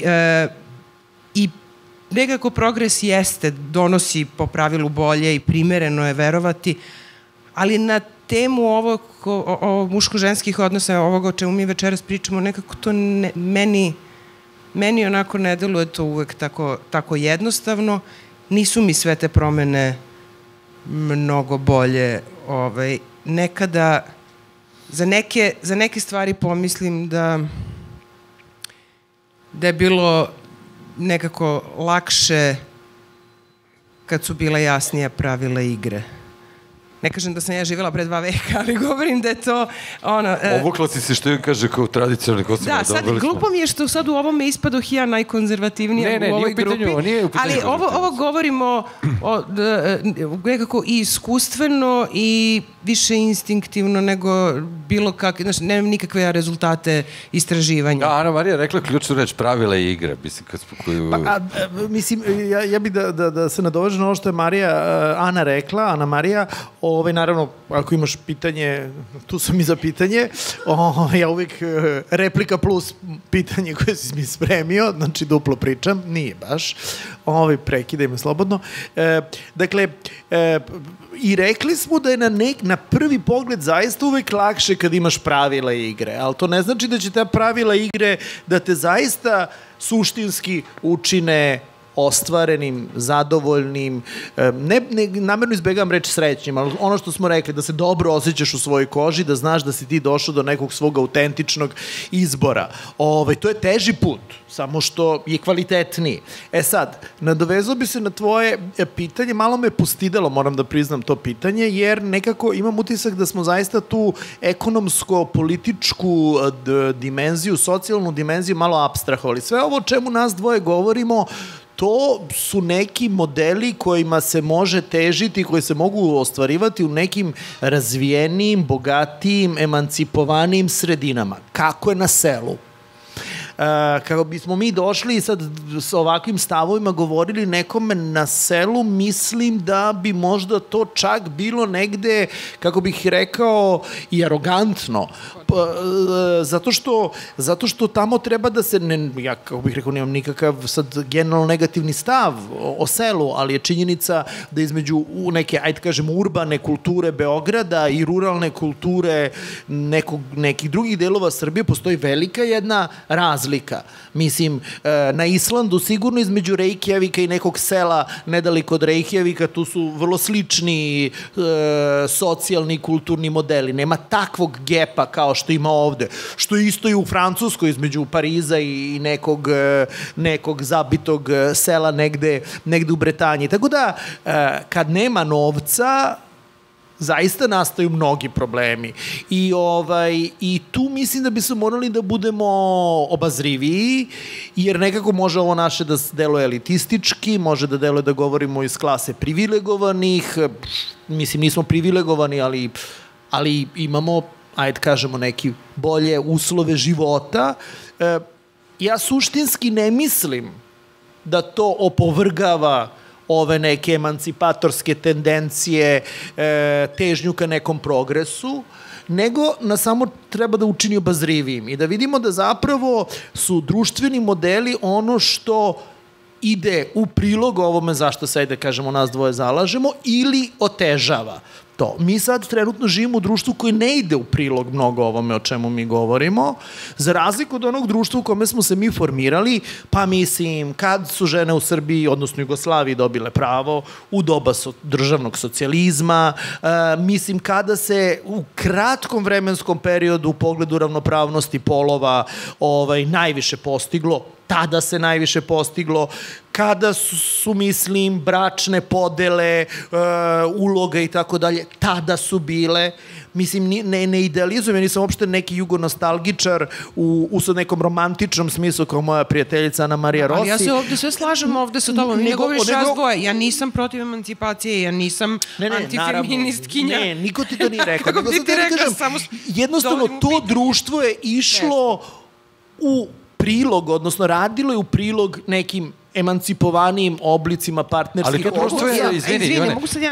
To ne znači da je to društvo bilo, da se izvinimo, samo da se budemo jasni, ne kažem da je to bilo demokratsko razvijeno društvo, to je bilo jedno autoritarno društvo, Ivane, Ana Marija govorila o pravilima igre, mislim da smo imali neka vrste pravila igre kada je govorila o pravilima igre, dakle mi smo imali nekakve modele i odnosno o kojima si sad i ti govorio, gde su postavljene i uloge na jedan napredniji način u odnosu na ranije. Kaže. Upravo sam to htjela kažem, pošto ovde, kad si već tu završio, da te sad prekinem, ja mislim da su mnogo veće slobode, ne male, mnogo veće slobode postojale kad su žene u pitanju ženskih prava u to vreme o kome ti govoriš, tog socijalizma, kada, što bi ti rekao, nije bilo demokratije, čak i u društvu su postojale veće slobode, ako ćemo o demokratiji, ali ajde da se vratimo na muško-ženske odnose. Žene su imale sigurno u suštinskom smislu veću slobodu nego danas. Ovo o čemu govorimo, protiv čega se borimo, patrijarhalni model, je nešto u čemu nisam ja odgajana. To je nešto u čemu su odgajane generacije koje sad imaju 20 i kusur godina i meni je to ozbiljno zabrinjavajuće. Jedan model nije dobio adekvatnu zamenu. To je revival nekog patrijarhalnog modela koji je otišao u neku generaciju naših baba i deda. Pri čemu i to je diskutabilno. Znači, ako je moja baba pokojna, rođena 26. godine, se izborila za istu platu kao svaki muškarac, za pravljenje karijere, za to da je imala 4 braka, da je vozila mototrke oko Kalimegdana, da je rađala decu koje je ostavljala muževima jer je kad je putovala, jer je volela da putuje. Govorimo o ženi rođenoj 26. godine. Ti današnje klince koji ti objašnjavaju šta je patrijarhalni model, to je model po kome ne dao im Bog da se ne venčaju u crkvi, da nemaju, gađaju jabuke i već sve što ide.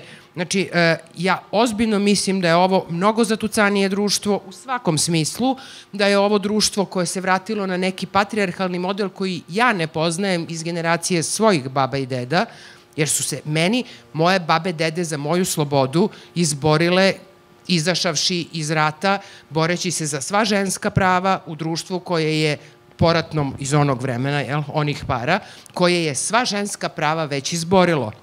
I to su bila ozbiljno velika ženska prava u Evropi, u svetskom smislu u tom trenutku. Znači, pričamo o vremenu kada žene nisu još imale još i onoliko pravo glasa u nekoj Švajcarskoj kao razvijenoj zemlji. Znači, samo bih to da kažem, ovo čemu ja govorim da ne bismo došli u zabunu je da kad kažem pravila igre, ja moram da nađem nova pravila za borbu protiv nečega što je revival iz opačenog patrijarhalnog oblika. Da ne bih ja ispala konzervativna u toj sredini. Ja imam poziciju u kojoj u startu nisam morala mnogo da se borim, jer sam generacija, što bi neko to, socijalizma onog, i nisam morala mnogo da se borim za svoja ženska prava. Moja borba za ženska prava se svodila na ono koliko sam ja mislila da mi treba eventualno za osvajanje neke vrste slobode. Imala sam svu vrstu da biram. To je suština. Nije se postavljao model ponašanja, znači imala sam model sve što može muškarac mogu ja i imaš pravo da biraš, sama sebi odgovaraš za sopstveni život, u svakom smislu. Pa su se neke stvari manje, neke na nekim perifernijim granama života menjale, da li će ja biti reditelj kao što sam bila kad sam upisala akademiju ili ću morati da postanem rediteljka i da je tu vrstu političke korektnosti prihvatim. Uzgrubo rečeno, to mi je najteže jer nisam tako naučena. Ne zato što prezirem psihološkinje i ženski dodatak, nego zato što mi to ne znači ništa. U svesti mi ne znači, da mi znači, verovatno bih se za to borila. Ne znači mi. Nemam problem da budem reditelj, ali to su male stvari u odnosu na ovo što je Vanja spomenuo, što je stvarno problem. Šta pokazuju istraživanje? Da postoji taj povratak u konzervativni patrijarhalni model kod mlađe generacije? Ja bih sad, možda pre svega, mislim da smo možda malo prešli prebrzo preko pitanja nemaštine i ljubavi nekako. Mislim da je posebno za naš kontekst društveni, to je jako važno pitanje. Dakle, da, nemaština, siromaštvo i uopšte što idemo niže socioekonomskim statusom, tu nailazimo na više problema u vezama, više disfunkcionalnosti i na to da su ljudi nezadovoljni svojim vezama, da ih raskidaju brže i tako dalje.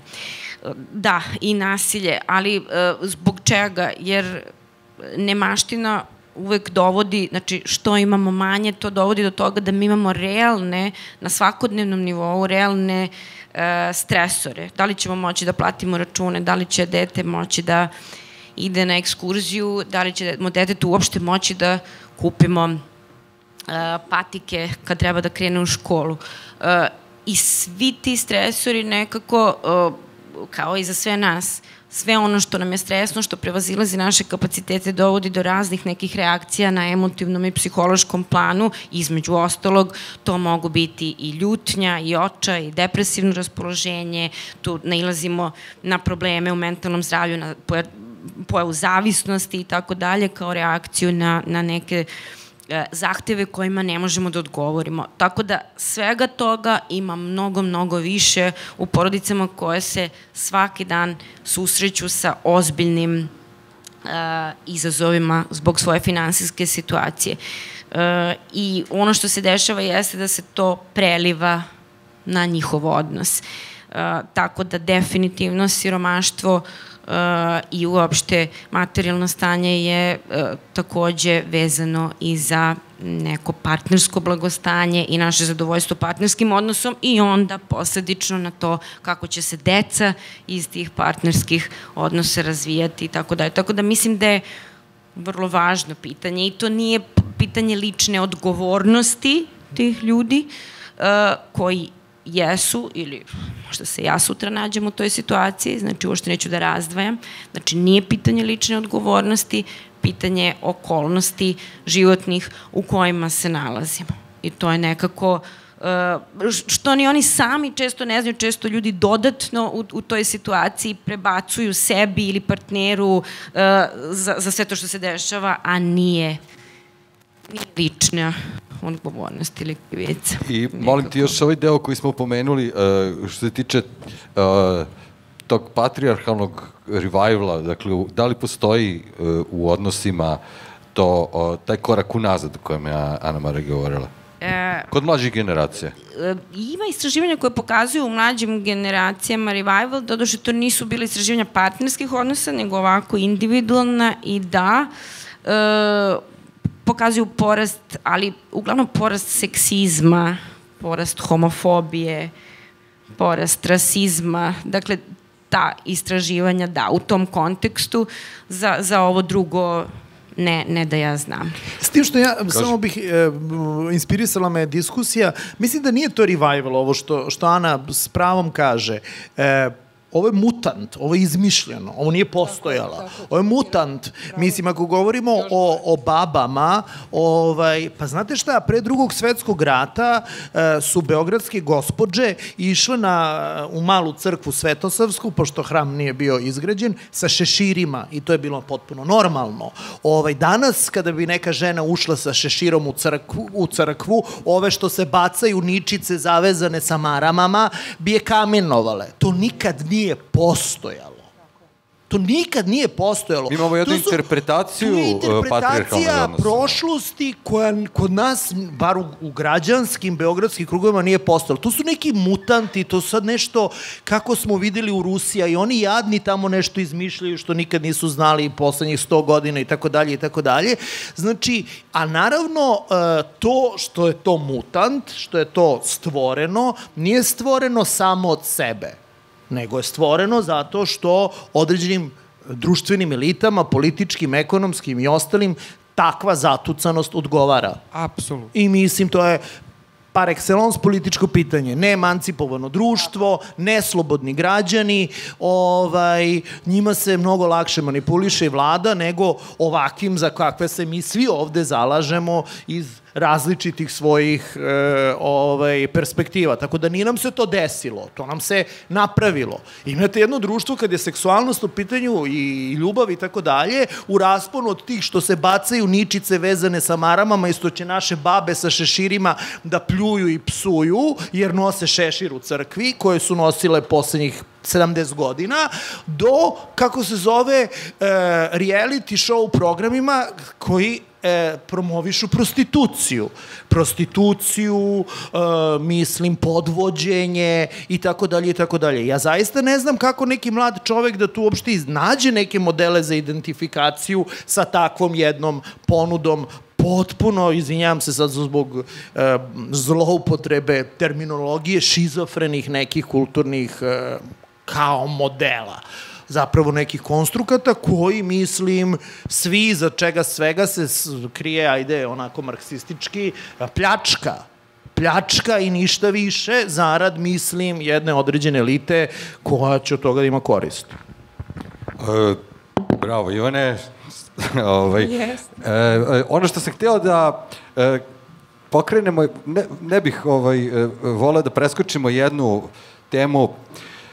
Voleo bih da pitam kakva je perspektiva ili kakva je realnost iskrenih partnerskih odnosa, duboke intimnosti koju ljubav zahteva i potpunog razumevanja na svakom planu i komunikaciju u vreme u kojem živimo, koje bih onako najkraće mogli opisati kao doba narcističke kulture. Dakle, mi smo jako okrenuti sebi i kada to želimo, a i društvo to od nas nekako pravi.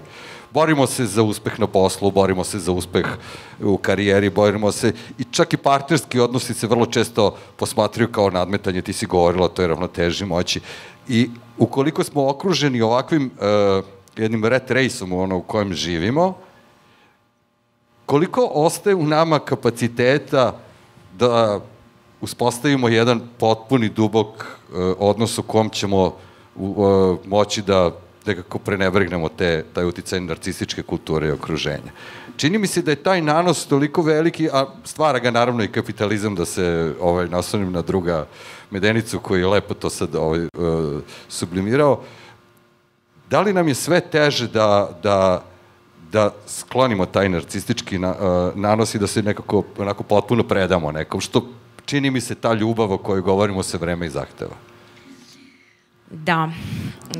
Dakle, pitanje tog ja-ti odnosa, nekog pravog, punog kontakta, bez nekih predubeđenja, bez toga da provlačimo kroz neke naše filtere, bez toga da sudimo, bez toga da analiziramo drugim, nego baš kontakt mene sa tim što jesam i partnera ili partnerke sa tim što ona jeste, to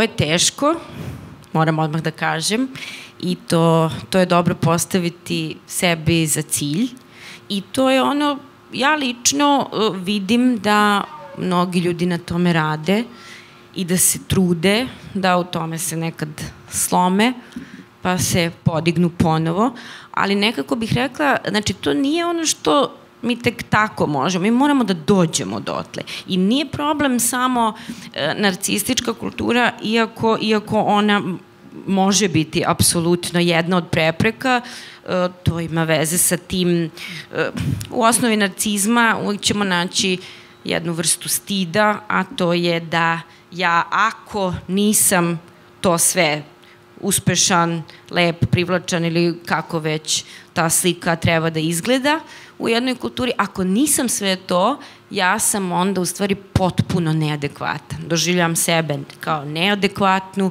osobu koja nije vredna ni voljenja, ni postojanja, ni ničega. Znači, to mi zovemo stid kao jedna vrsta internalizovanog stida. Jako snažna emocija i verujem da su se mnogi u ovoj prostoriji nekada susreli sa tim. Znači, taj doživljaj da nekako mi sa tim što jesmo nismo dovoljni i da nismo okej. Tako da u tom smislu, recimo, to je prepreka da se tu nekako ogolimo i da se pokažemo skroz u jednom odnosu. Pandan tome je, znači, ako mi kad polazimo od visokih očekivanja za sebe, mi polazimo od visokih očekivanja i za našeg partnera i onda njega provlačimo kroz naše filtere, kakav je i tako dalje. Dakle, ako ne možemo da se toga odreknemo, mi ne možemo ni da se pokažemo, ni da se susretnemo sa partnerom onakvim kakav on jeste. Jer taj pun kontakt podrazumeva otvorenost da prihvatimo upravo drugog onakvim kakav jeste i da se takvim pokažemo i sami. Ali prepreke za to su razne i one vode svoje poreklo kao i uvek i ono što je primarno jeste iz našeg odrastanja, iz naših primarnih porodica, a naravno one vuku stvari još iz prethodne generacije.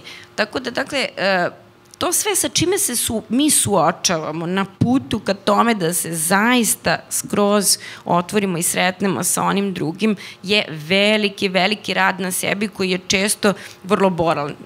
Bukvalno dođemo u ćorsok.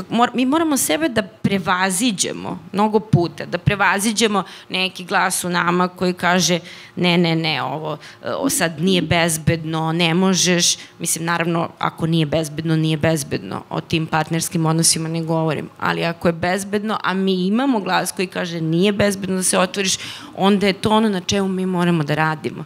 Sami sa psihologom, uz pomoć prijatelja i na kraju dana uz pomoć partnera, mislim da je to vrlo važno i to ono što kažem, znači oni odnosi koji su dobri, to su odnosi koji mogu nas da iscele.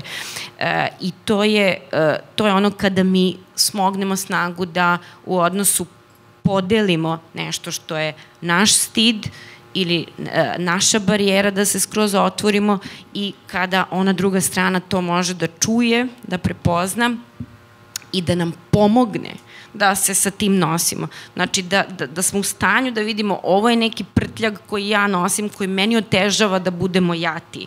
Druga strana ima svoj prtljag.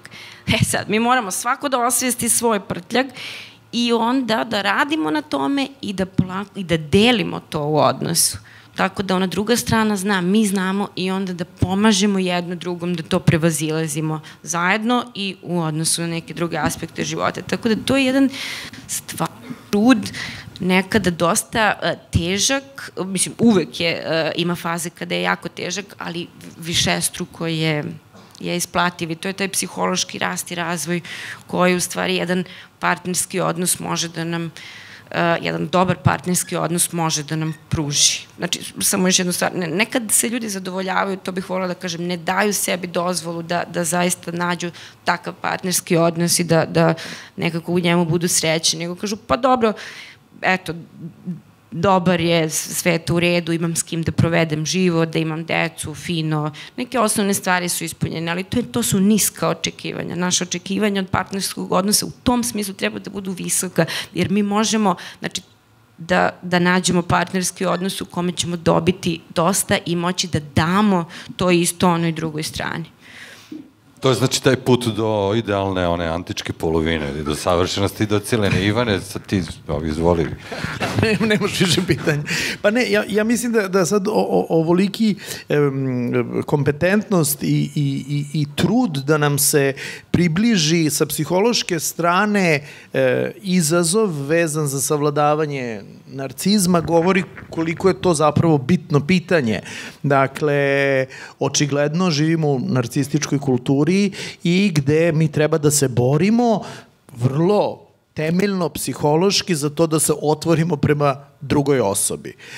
Naravno da tu ima taj ključni psihološki aspekt, ali ima i ovaj, tebi i meni, druže Dragane, blizak socijalno-politički aspekt, da je narcistička kultura takođe proizvod neoliberalnog kapitalizma. Mislim, ti treba da radiš, da zgrćeš, da zarađuješ, da se time dokazuješ, afirmišeš u društvu, da ne budeš solidaran, da gledaš svoje interese, da lepo izgledaš, da trošiš ogromne pare za to da bi lepo izgledao, da vežbaš, da budeš obučen, da ideš 6 puta na letovanje, da jedeš ne znam kakvu hranu i tako dalje, sve to košta. Tako da hoću da kažem da evo vidi, gase nam svetla. Ja ću naš partijski sastanak, druže Dragane, da zaključim, a ostavljam koleginicama zaključak kako god hoće, nema ljubavi u kapitalizmu. Ana? Mogla bi da se složim s Vanjom oko ovog posljednjeg odgovora. Koliko god divno govorila, ja imam i najbolju prijateljicu psihologa i blizak mi je i drag taj način objašnjavanja stvari, ali jer je dovoljno širok i kompetentan. Ali kad su muško-ženski odnosi u pitanju, nekako kad ovoliko čuješ, prva asocijacija, ako je ovo ovoliko komplikovano, koliko li ima nesrećnih ljudi u ovom trenutku na tu temu. I nekako, ma kako idealistički zvučalo postaviti te visoke ciljeve, ja mislim da je dovoljno visok cilj, naročito u ovoj sredini, a i u, što bi Vanja rekao, kapitalističkom društvu, jednako otuđenom na drugi način, postaviti onaj mali cilj, da li uopšte možemo, za početak, da razgovaramo o problemu, da li smo dovoljno evoluirali do toga da kad vidimo i uočimo problem, krenemo od onog a šta ti misliš i još pre toga kako se ti osjećaš. Jer to što mi podrazumevamo, pa onda to posle nekih raznih ozbiljnih istraživanja i puno pacijenata uspemo da preformulišemo u uopšti problem. To su nama dnevni problemi ponaosob ljudima i oni malo banalnije zvuče kad se ovako reprodukuju, ali su češći, to je suštinski to. Znači, mi smo sredina koja, ajde, živimo ovde, pričamo o nama, mi smo sredina koja slabo ume da komunicira i ako bi to bio taj prvi minimalni korak, pa i bez psihologa, pa i bez stručnih pomoći, nego da vidimo imamo li dovoljno ljubavi i zajedničkog interesa i da li prepoznajemo gde je muka, možda bi to za početak bilo dovoljno. Ako dozvoliš, ne znam da li imamo vremena, evo, ja sam se osetio nekako lično prozvan i možda se ja ovde sad nešto lično najviše otvaram, ne znam zašto. Kad god se govori o psihopatologiji, uvek verujem... Ja se osjećaš prozvan. Uvek se osetimo prozvani. Ja se osetim prozvani. Ne, mislim, ja zaista mogu da kažem da osjećam te neke narcističke sklopove kao nešto što mi lično možda otežava neko partnersko vezivanje i da to jeste zaista izazov s kojima čovjek može se bori. Mislim da je, recimo, sad ovo zvuči patetično, ali dobro, to je dan zaljubljenih, mislim da bi zaista prvi korak možda bio da osvestimo u sebi, odvratno je patetično će biti, ali Tako je, radost u davanju. Radost u davanju, jer nekad, kako bih rekao, ja sam vrlo ostvarena osoba, single sam i posle duže vremena mi malo smeta što sam single, dugo mi nije smetalo i onda sam zapravo shvatio da meni kao single osobi najviše smeta što ja to sve što imam u sebi nemam kome da dam. I to je kao, čini mi se negde ko zdravo. Nije da meni potrebno da mi se nešto daje. Ne, nego ja imam da dam, a eto, nije se našlo ili nisam ja se dovoljno bavio time da nađem nekome s kome bi tu svoju ostvarenost, ta svoja dobra koja imam ili mislim da imam, mogu da dam. Tako da... Jesi pitao nekog treba li nekome to? Pa evo pitam. Evo, mislim da je pravi trenutak da uključimo... Otvoreno, primam ponude u inbox. Primam ponude u inbox. Znači, zaista radost u davanju sebe drugome. Mislim, to kao možda baš nije toliko teško. Ok, onda zatvaram ovu sednicu posvećenu temi ljubavi. Ako mogu da kažem šta smo naučili, barem evo, lično ja mogu da kažem da nam je zaista ljubav potrebna, ali da se ljubav isto tako uči, nekad iz sopstvenih grešaka, nekad iz tuđih grešaka, nekad uz pomoć psihoterapeuta, nekad uz pomoć filmova i pozorišnih predstava, ali nije nešto što se samo jednom stvori i ne može da se menja i na njemu mora da se radi, to sam upamtio što je Sanda rekla. Vama hvala što ste bili večera sa nama, ja se nadam da smo bili na visini zadatka, ako nisu, izvinite, ili što bi rekli u poslastičarnici, ako vam se dopalo, recite svima, ako nije samo nama. Biće još večeri sa psihologom, hvala Hemofarm fondaciji, hvala ljudima iz Dorčev placa, vidimo se na sledećoj kafi sa psihologom.